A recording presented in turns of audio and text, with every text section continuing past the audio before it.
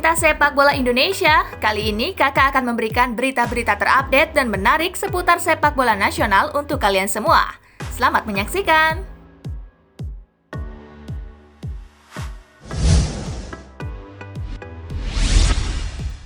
Egy Maulana Fikri disebut tak berkembang hingga diabaikan pelatih Lesia Gdansk.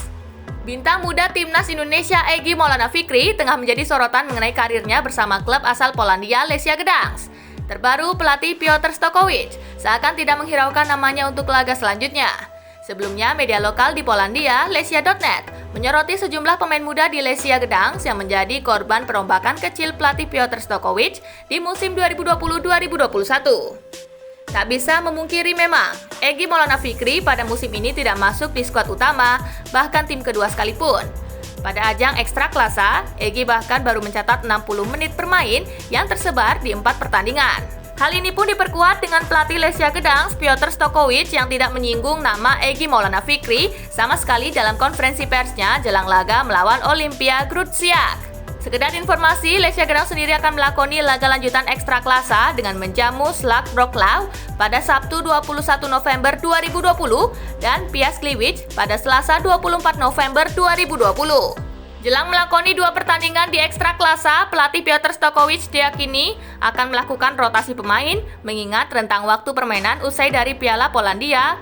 Kedua laga Ekstraklasa sangatlah cepat.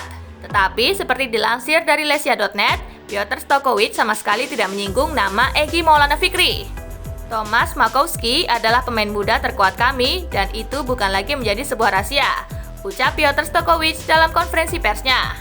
Akan tetapi kami masih memiliki pemain-pemain muda lainnya, sebut saja ada Jakub Kaluzinski, Kacper Urbanski, Rafał Kobrin, Mateusz Żukowski, ada juga kiper Erik Mirus. Mereka semua memiliki kemungkinan untuk tampil dan unjuk kebolehan, tambah Piotr Stokovic.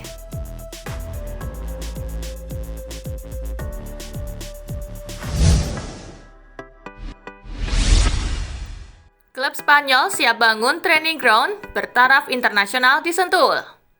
Pusat pelatihan sepak bola atau training ground bertaraf internasional siap hadir di Sentul.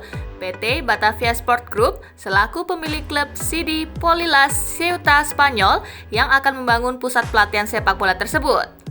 Training ground Asiop CD Polilas sendiri merupakan sebuah kompleks akademi sepak bola dengan fasilitas komplit, modern, dan bertaraf internasional.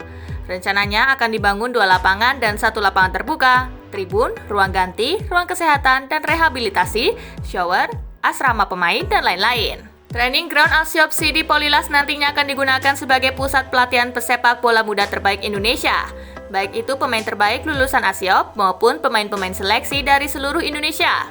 Para pemain ini nantinya akan dilatih oleh para pelatih dari Spanyol dan pelatih lokal untuk dipersiapkan kemampuannya yang kemudian akan dikirim ke klub CD Polilas Ceuta U19 di Spanyol.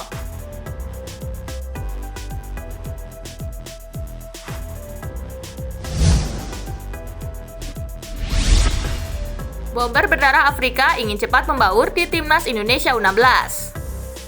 Nama Ronaldo Kuateh belakangan menjadi buah bibir halayak luas. Untuk pertama kalinya, penyerang Persib Bandung U16 ini dipanggil ke pemusatan latihan timnas Indonesia U16. Kuateh adalah pemain berdarah Liberia.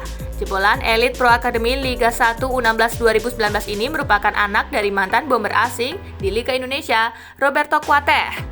Terah Kuateh kini diteruskan oleh Ronaldo yang lahir di Yogyakarta pada 19 Oktober 2004. Terhitung sebagai nama baru, pemain berambut gimbal ini berhasrat ingin segera akrab dengan rekan-rekannya di timnas Indonesia U16. Sebagai debutan di timnas Indonesia U16, Ronaldo Kuateh menolak untuk gentar bersaing dengan pemain lama di lini depan.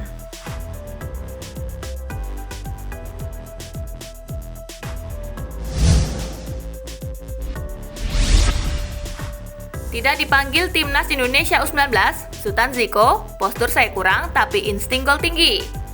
Penyerang muda Persija Jakarta, Sultan Ziko, menerka penyebab dirinya gagal kembali ke skuad timnas Indonesia U19. Pemain berusia 18 tahun itu merasa postur tubuhnya lebih kecil dibanding pesaingnya di lini depan.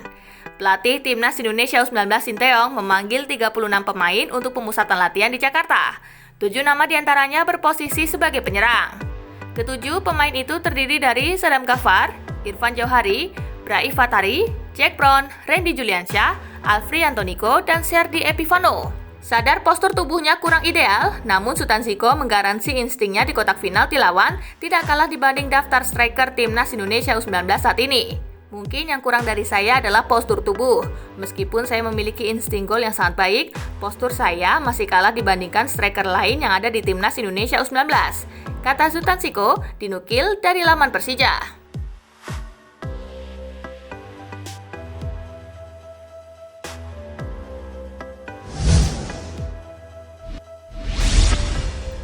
TC di Jakarta, Timnas Indonesia U19 dipastikan tanpa laga uji coba.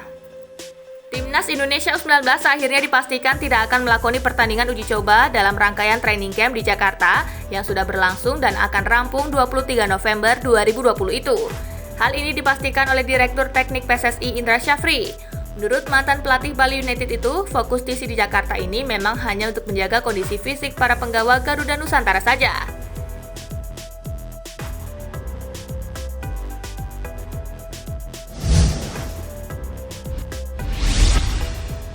Spanyol dan Korea Selatan, PSSI umumkan lokasi TC Timnas U19 dalam waktu dekat.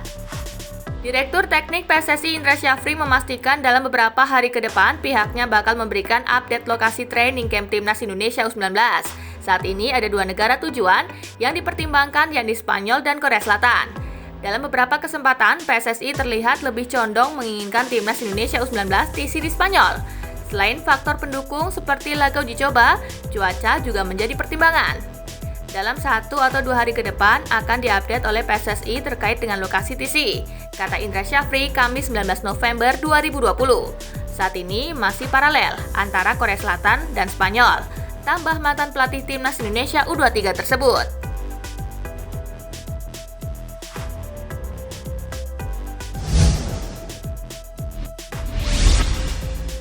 Pengakuan Randy Juliansyah setelah kembali dipanggil Timnas Indonesia U19. Randy Juliansyah akhirnya kembali mendapat panggilan untuk mengikuti pemusatan latihan bersama Timnas Indonesia U19 setelah kemarin TC virtual dan berlanjut ke TC normal di Jakarta, tepatnya di Stadion Madia. Nama Randy sempat menghilang setelah dirinya sempat mengorbit bersama Timnas U16 dan Timnas U19 ketika di bawah arahan pelatih Fakri Husaini. Kini ex-pemain jebolan Asiop dan SMPN 37 Bekasi itu telah kembali. Bagi Randy, TC ini cukup berat karena dirinya belum pernah merasakan tempaan program milik Sinteyong. Meski demikian, Randy merasa bisa mengimbangi para pemain lainnya yang sudah lebih dulu dilatih Taeyong.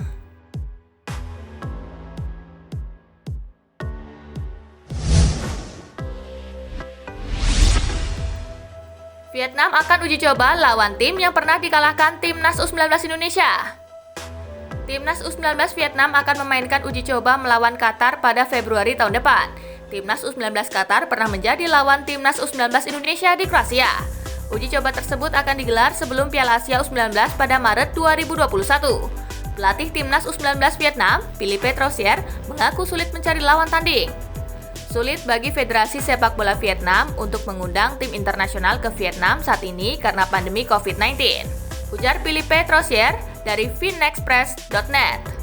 Tapi dengan upaya VFF, kami akan terbang ke Qatar dan bermain persahabatan dengan mereka tahun depan karena akan menjadi ujian yang bagus bagi kami sebelum kami pergi ke Uzbekistan untuk Piala Asia U19, ujarnya.